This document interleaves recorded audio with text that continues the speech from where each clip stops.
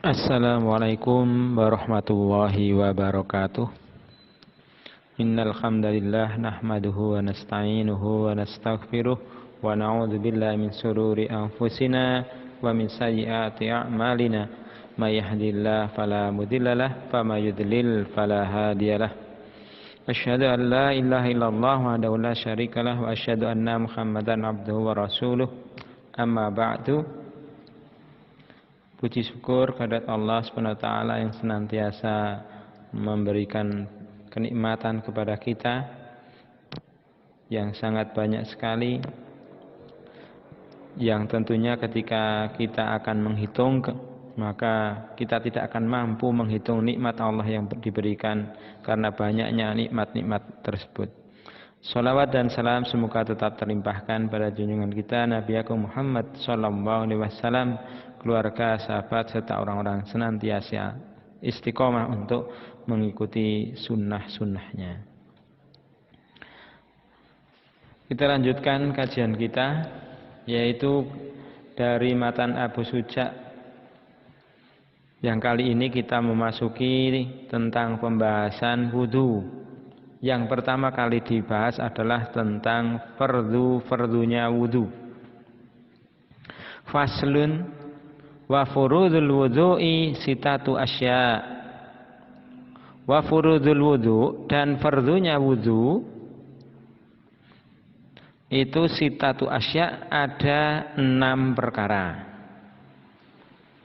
An-niyatu, yang pertama adalah niat. Maka yang menjadi syarat diterima sebuah ibadah itu adalah niat lillahi ta'ala, kemudian cara yang benar. Hadis riwayat Bukhari dan Muslim menyebutkan bahwa innamal a'malu binniyat, sesungguhnya segala sesuatu itu tergantung kepada niatnya. Selanjutnya, setelah yang pertama itu adalah niat, maka selanjutnya adalah penjelasan kapan niat itu harus ada, yaitu inda ghuslil wajhi, tatkala membasuh muka. Jadi an-niyatu inda ghuslil wajhi. Fardu yang pertama adalah niat, apa yang dilakukan itu adalah untuk melaksanakan wudu, yaitu niat itu harus hadir tatkala membasuh muka. Selanjutnya wa ghuslul wajhi, membasuh muka. Jadi kalau tadi itu niatnya, sekarang membasuh muka itu adalah sebuah fardu tersendiri. Yang ketiga wa ghuslul yadaini ilal mirfaqaini. Wa ghuslul yadain, dan membasuh kedua tangan ilal mirfaqaini, sampai pada kedua siku. Wa mashu ba'di ra'si, wa mashu, dan mengusap ba'di ra'si, sebagian dari kepala. Jadi beda dengan ungkapan sebelumnya, ghuslu itu pada membasuh muka dan membasuh tangan, tetapi pada kepala itu adalah wa mashu ba'di ra'si, mengusap sebagian dari kepala. Kalau membasuh tentunya harus dengan menggunakan air sampai basah, tetapi ini mengusap ungkapan yang berbeda. Selanjutnya wa ghuslu rijlaini, dan membasuh kedua kaki ilal ka'bain, sampai pada kedua mata kaki. Selanjutnya watartibu, dan tertib berurutan ala madza karnahu, ala madza karnahu, ala atas ma apa-apa zakarnahu yang kami sebutkan tersebut.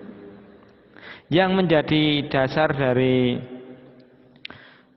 pelaksanaan fardhu wudu ini, kita bisa melihat firman Allah surat Al-Maidah ayat yang ke-6. A'udzu billahi minasyaitonir rajim. Ya ayyuhalladzina amanu idza kumtum ilas sholati faghsilu wujuhakum wa aydiyakum ilal marafiq wamsahu bi ru'usikum wa arjulakum ilal ka'bain. Ya ayyuhalladzina amanu, hai orang-orang yang beriman, idza kumtum ilas shalah, jika kalian berdiri hendak melaksanakan salat, faghsilu wujuhakum, maka basuhlah muka kalian, wa aydiyakum, dan kedua tangan kalian, ilal marafiq, sampai pada siku, wamsahu bi ru'usikum, dan usaplah sebagian dari kepala kalian, wa arjulakum, dan kedua kaki kalian, ilal ka'bain, sampai pada mata kaki. Ada beberapa istilah yang perlu kita perhatikan, yaitu al-marafiq itu merupakan bentuk jamak dari kata mirfaq. Ya, mirfaq yang artinya tempat pertemuan antara lengan bawah dengan lengan atas. Kemudian al-ka'bain merupakan bentuk dua dari kata ka'bun, yang artinya dua tulang yang menonjol di samping sendi kaki dan betis. Kemudian kata ila, kata ila pada kedua tempat itu berarti ma'a, yang artinya bersama. Sehingga kedua siku dan kedua mata kaki termasuk yang wajib untuk dibasuh. Nah, hal ini bisa ditunjukkan oleh hadis riwayat Muslim dan dari Abu Hurairah radhiyallahu anhu. Annahu tawaddo'a fa wasala wajhahu fa asbaghal wudu. Tsumma wasala yadahul yumna hatta asyra'a fil adud. Tsumma yadul yusra hatta asyra'a fil adud. Tsumma masaha ra'sahu, tsumma ghassala rijlahul yumna hatta yashra'a hatta asyra'a fil adud. Tsumma masaha ra'sahu, tsumma ghassala rijlahul yumna hatta asyra'a fis saq hatta asyra'a fis saq. Tsumma ghassala rijlahul yusra hatta asyra'a fisaq. Tsumma qala hakadza ra'aitu Rasulullah sallallahu alaihi wasallam yatawaddau. Rawahu Muslim an Abi Hurairah radhiyallahu anhu. Bahwasanya Abu Hurairah itu berwudu, lalu membasuh mukanya dengan sempurna, lalu membasuh tangan kanannya hingga masuk pada lengan atasnya, lalu tangannya yang kiri hingga masuk pada lengannya yang atas. Setelah itu mengusap kepalanya, lalu membasuh kakinya yang kanan sampai masuk pada betisnya, lalu membasuh kakinya yang kiri sampai masuk betisnya, sampai pada betisnya. Kemudian beliau berkata, beginilah aku melihat Rasulullah sallallahu alaihi wasallam berwudu. Kata asyra'a fil adudi wa asyra'a fis saqi itu berarti bahwa Abu Hurairah radhiyallahu anhu mengenakan basuhannya itu sampai lengan atas dan betis. Kemudian makna biru usikum maksudnya pada sebagian dari kepalamu. Nah, pengertian ini ditunjukkan oleh hadis riwayat Muslim dan lainnya dari Al-Mughirah. Annan Nabiyya sallallahu alaihi wasallam tawaddo'a famasha binasiyatihi wa 'alal imamati. Rawal Muslim wa ghairuhu anil Mughirah. Bahwasanya Rasulullah sallallahu alaihi wasallam tawaddo'a, berwudu, famasaha, kemudian beliau itu mengusap binasiyatihi, bagian ubun-ubunnya, wa 'alal imamati, dan juga di atas serbannya. Nah, kata an-nasiyah merupakan bagian depan dari kepala yang termasuk sebagian dari kepala. Jadi bagian depan kepala.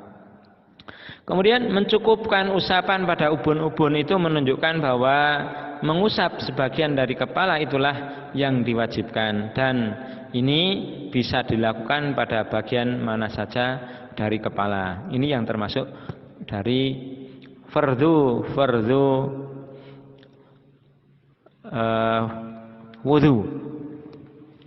Kemudian yang menjadi dalil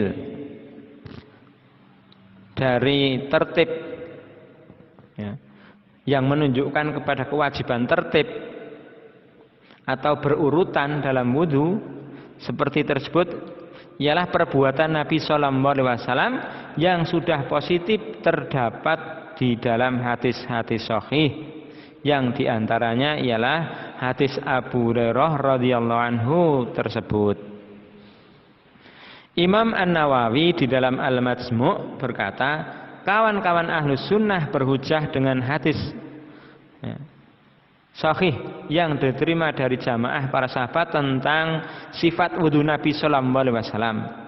Mereka semua mensifati wudhu beliau itu tertib, padahal jumlah mereka banyak dan tempat-tempat yang mereka melihat Nabi Sallallahu Alaihi Wasallam berwudhu juga banyak.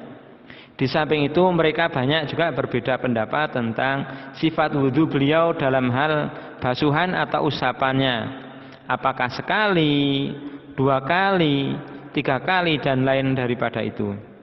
Meskipun mereka berbeda dalam hal ini, tetapi tidak disebutkan adanya sifat yang tidak tertib.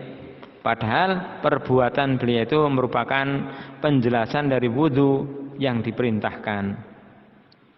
Dan sekiranya dibolehkan meninggalkan tertib, tentu pada saat-saat tertentu beliau meninggalkannya untuk menjelaskan kebolehannya itu. Nah, sebagaimana beliau telah meninggalkan pengulangan basuhan atau usapan dalam beberapa waktu. Nah, ini yang menjadi alasan kenapa tartib itu termasuk bagian dari fardunya wudu. Wallahu a'lam, semoga menambah kepahaman kita. Kurang lebihnya mohon maaf. Assalamualaikum warahmatullahi wabarakatuh.